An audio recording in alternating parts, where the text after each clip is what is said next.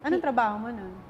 Suma-sideline po ako na nagme-makeup ako sa mga yung mga bata nagde-debut gano'n.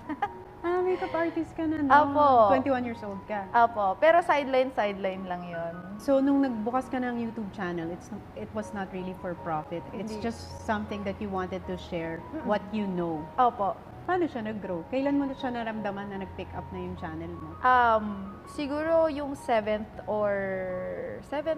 video ko, nag-hit. Parang biglang bumilis yung views.